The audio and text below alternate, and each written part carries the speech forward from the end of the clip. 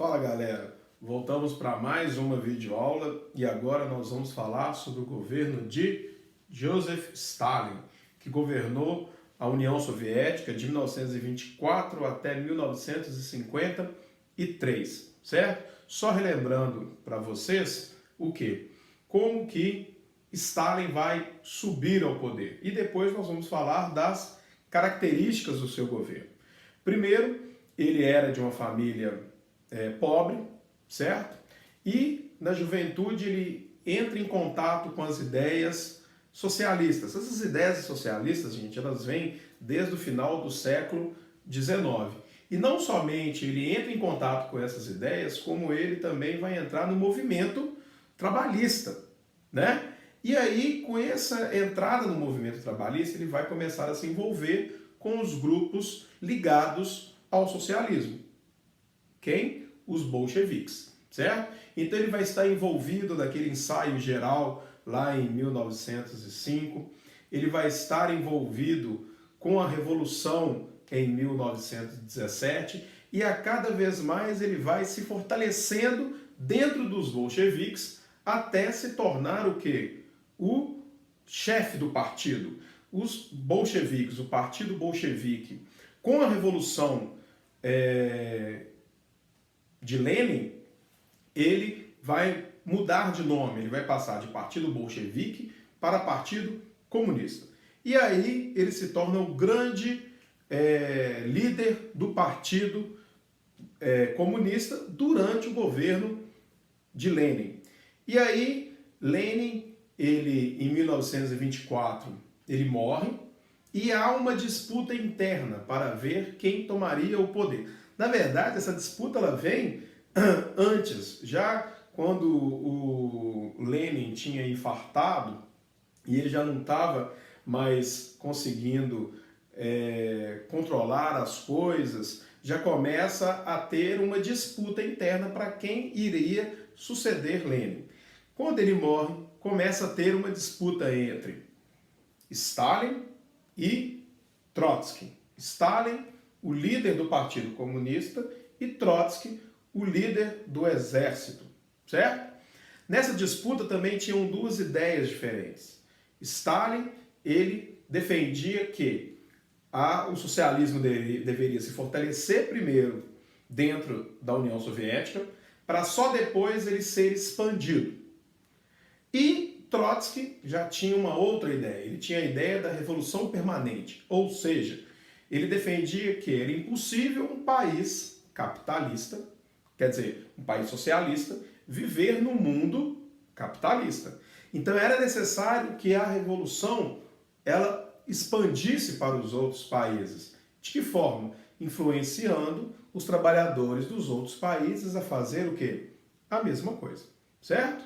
E aí, dentro desse contexto, Stalin ele pega o poder e ele vai priorizar o governo dele em três situações.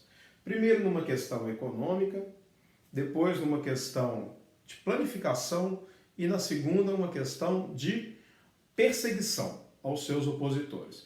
Então ele vai, à medida que o tempo vai passando, ele vai fortalecendo cada vez mais o seu poder e deturpando em muitas coisas o cenário socialista previsto ou idealizado por Karl Marx, beleza? Até dar origem ao que hoje nós falamos que é o governo, a forma, o socialismo stalinista, que em pouca coisa se compara com o socialismo marxista, certo? E esse stalinismo que veio influenciando várias revoluções socialistas ao longo do século XX, mas isso aí é para o futuro. Em relação à indústria, gente, o que ele vai fazer? Ele vai substituir o NEP, você lembra lá que no governo do Lenin ele fez o NEP para recuperar a economia da Rússia, e aí ele substitui o NEP pelos planos quinquenais. Pelo próprio nome já diz, era o quê? Era a cada 5 anos, um ciclo de 5 anos, ele investir, o governo, ele não, né? O governo investir maciçamente nos setores da economia. E a cada 5 anos ele vai o quê? Mudando e aí fortalecendo. Os primeiros planos quinquenais, eles visavam o quê? A questão da metalurgia, da siderurgia, energia e máquinas. E nessa questão, gente, nós vamos ver que Stalin vai planificar a economia soviética. Controle total de quem? Total do Estado. Isso vai dar certo? Vai dar certo. Vocês podem saber que a indústria soviética ela vai crescer aí umas 7, 8 vezes mais do que vinha acontecendo. É lógico que com um preço bem pesado. Um preço bem pesado em que sentido? O controle estatal sobre os trabalhadores era enorme. Então, aquela ideia marxista do poder, a ditadura do proletariado, o que é a ditadura do proletariado? Os trabalhadores, donos dos meios de produção, esquece. Aí você tem o quê? Poder, ditadura e pressão desse trabalhador para atingir os seus objetivos. Tá? Então, ele vai começar a o quê? A mudar um pouco essa ideia socialista, beleza? Mas em outras questões ela vai ser priorizada, como na agricultura, com a coletivização da propriedade. Então ele vai também pegar as terras e colocar todas no Estado. Então todas as terras passam a ser do Estado socialista, ou seja, soviético, certo? Com as sovkhozes e kolkhozes, que eram fazendas estatais, então todas as produções eram do Estado, e as cooperativas, certo? Isso, gente, vai levar a um problema dentro da Rússia, porque você tinha muitos produtores que não aceitaram isso e começaram a causar problemas com a produção. Eu não quero dar a produção para Stalin, ou então eu prefiro jogar fora do que entregar.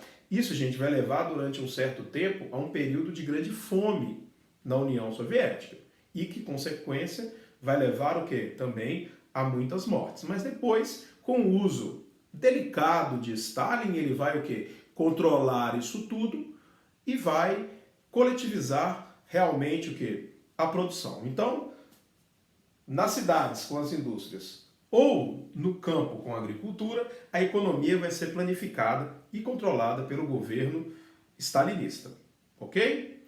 Para evitar qualquer tipo de crítica ao seu governo, Stalin ele ficou muito preocupado com o quê? Com essa perseguição aos opositores e a eliminação de opositores. Então ele cria em torno dele uma figura bem forte, como sendo o pai da nação. Bem autoritário, em que sentido? O líder ele é incontestável. Ninguém questiona o líder, porque o líder ele é capaz de pensar no bem da população, certo? Porque a população é egoísta, só pensa em si. E ele não, ele está pensando no bem de todos. Mas para isso, você tem que seguir o quê? Você tem que seguir as suas regras, certo? Então você vai ter uma valorização do nacionalismo, uma propaganda política em torno dele, certo? Para mostrar ele como um grande líder, tá? Censura a qualquer tipo de oposição a que ele poderia, exílio, gulags, gente, eram os campos de concentração, certo? Então, mas campos de concentração do Hitler? Não, Stalin também fazia esses campos de concentração, certo? E forçava as pessoas ao trabalho. Gente, qualquer um que se tornasse um opositor. Se você não fosse a favor, você era considerado contra e você teria o quê? Alguma consequência negativa. Entre elas, nós temos aí a questão do exílio, até a questão do Trotsky, que eu falei no início da videoaula. Para vocês terem uma ideia, Trotsky, em 27, ele é expulso do Partido Comunista. Em 28, ele é mandado para um exílio, ele vai para o México. E em 1940, Stalin manda matar ele no México.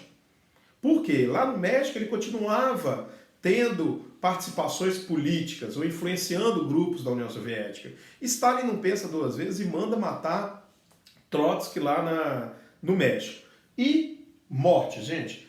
Você não tem um dado muito preciso, mas segundo algumas estatísticas que se tem, Stalin deve ter matado ou mandado matar, né? Porque ele não tem esse poder todo, mais de 20 milhões de soviéticos.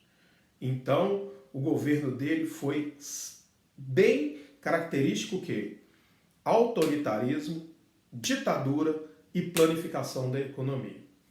Belezinha, gente? Depois, quando a gente estiver falando da Segunda Guerra Mundial, a gente volta também a falar de Stalin, ok? Um abraço para vocês. Fui!